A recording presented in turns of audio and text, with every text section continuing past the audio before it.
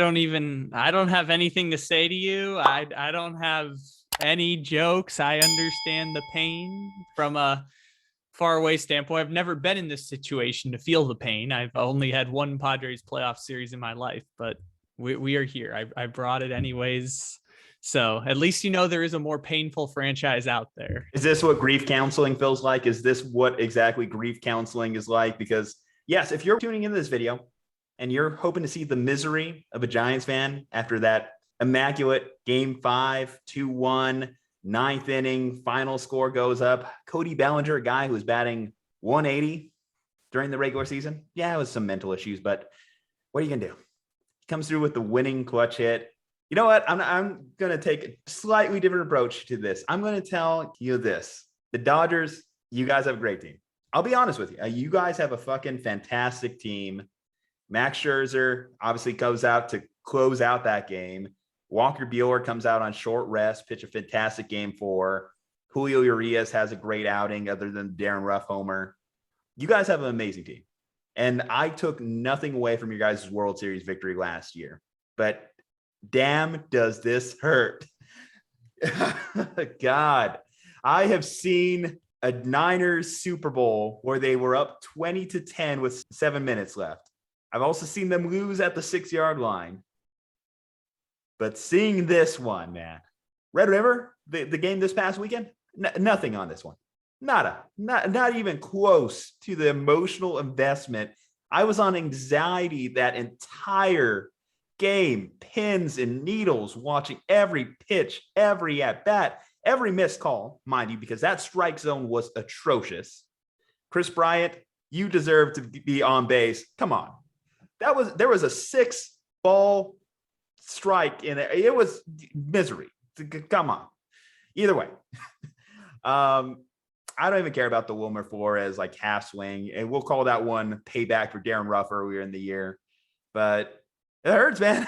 that I think as far as emotional investment in a game, when you have two teams that have 109 wins on the season apiece, first time these two have gone at it in a playoff series in their franchise's history, a long, illustrious rivalry that goes 131 years, and you have an outstanding performance by a 24-year-old right-hander in Logan Webb, goes out there and gives you 7 strong, 1 earned, pitches an outstanding Game 1.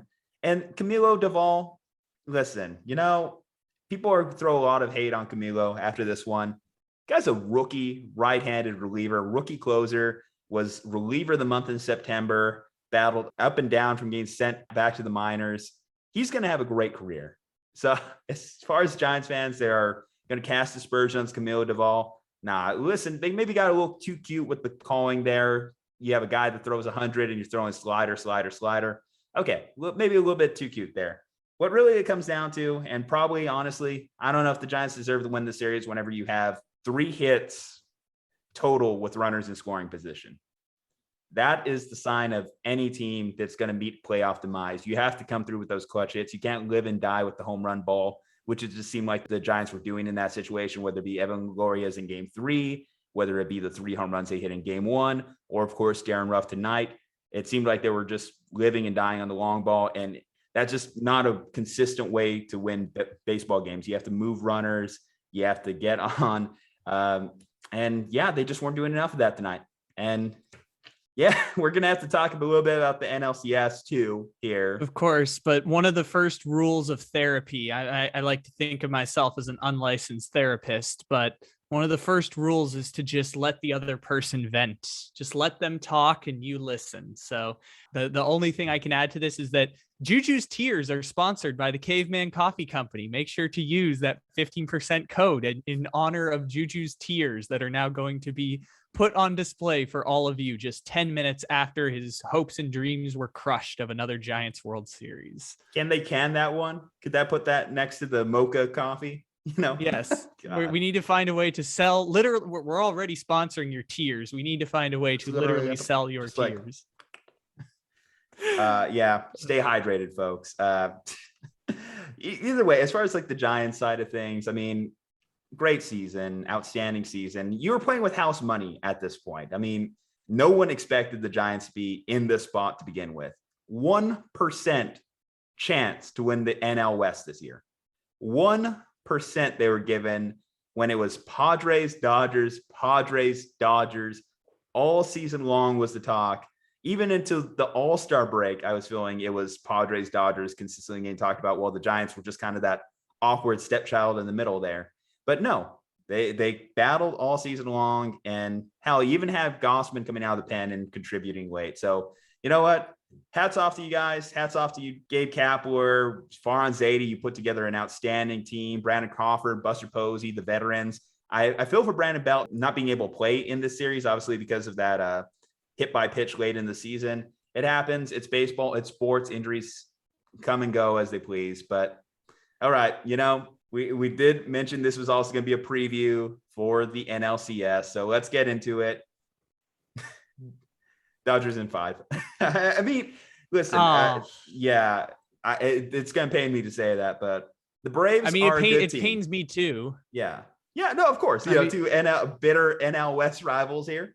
But yeah, no, you and I with the Giants and the Padres were like the Arnold Schwarzenegger meme where we just both agree on beat LA. And when we've come to this mutual understanding that we're both just going to hate the Dodgers more than we hate each other, even though you guys did boo Manny Machado quite aggressively when I went there. I will say you guys boo Buster Posey for existing. So do we? I've heard some. Granted, anytime the Giants also travel to Petco, it sounds like a Giants home game, but that's neither here nor there. Yeah, no, that is fair. But to that point, I do agree that the Dodgers totally outmatched the Atlanta Braves, but there is a path to victory for the Atlanta Braves other than Jock Peterson hitting 4 home runs in the series, which was basically their entire offense against the Brewers.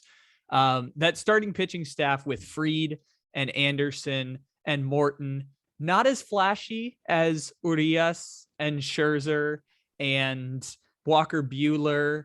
Yes, understandable. And the Braves don't have as strong of a bullpen. Yes, the Dodgers are very much a stronger team than the Braves. They proved that by a good 15 games in the regular season. But their path to victory is through the starting pitching because, as the Giants kind of exposed, ironically with Logan Webb of all people, which is just the perfect pitcher for the 2021 Giants, who one day will tell stories about this team, about how none of it made any sense and how they ended up winning 109 games. But the fact that Logan Webb kind of exposed that you can shut down the Dodgers. The Dodgers are a very top-heavy lineup, which is kind of the antithesis of what the Giants and Rays were this year. Now, ironically, both of those teams are gone now. But on the simplest level of baseball, you can get 2 or 3 outs in a row against that Dodgers lineup. Mookie Betts is not going to go 4 for 4 in every single game. But even before Mookie Betts, at the bottom of the order, you've got a Beatty over here. You've got a Austin Barnes or a Will Smith or a pitcher spot, and you can find some outs. Obviously, you mentioned Bellinger, the hero of Game 6, was hitting 180 before this and had a lower OPS than Miguel Cabrera this season, which is kind of unbelievable to think about. But you can get outs throughout the lineup, and the strength of the Braves is the starting pitching staff. So that's the only path I can see them winning the series with. With that being said, I'll take the Dodgers in 6 because the Dodgers are just so much better and spending like twice as much as the Atlanta Braves. I'll talk more to the strength, the pathway to success you said for the Braves. So you mentioned you could throw out starters like Charlie Morton and Max Fried, great curveball throwers. The Dodgers absolutely abused the fastball during this series. And you talk about a guy like Logan Webb, who's able to keep them off pace with his off-speed stuff, the sinker ball, pitches to move. I think that, yes, if Morton and Fried could get the Braves ahead in those first 2 games, that is an opportunity for them to succeed in that series. Another question the Dodgers are obviously going to have to answer here is who's going to be your Game 1 starter. Buehler, I guess, would have the most rest out of that group of guys, given the Urias pitch today. And yes, Scherzer went out there for an inning. You could chalk that up as a midweek bullpen session potentially for him. But I think this series definitely disrupted what the Dodgers want to do with their rotation or how long they want to stretch guys. I know it's postseason, so obviously everything's on the table. But, they definitely tried to get a little cute with the lineup today, the pitching rotation, and that could bite them potentially. It's just all on the Braves to have lights-out pitching performances from their guys and to have some timely hits. Timely hits were just something the Giants were unable to do.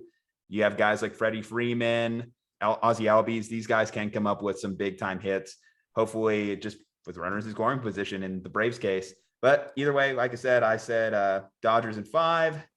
You said Dodgers in, I didn't catch 6. 6. I had okay. 6, and we are set up for baseball's great World Series of the Dodgers and the Astros, which they is are on a be collision course there. All right, well, we'll see if another team in orange could pull it off. But all right, Slumpbusters, well, if there's any Giants fans out there watching, lament with me in the comments below. Leave a like on this video if you're a Dodgers fan and just enjoyed seeing my tears rain down my face here. Subscribe to this channel just because we got some more content coming up. We got a lot more baseball talk coming up, and we want to just hear from you along the way. And other than that, guys, Juju Talk Sports, Kyle Ledbetter. We'll see you next time.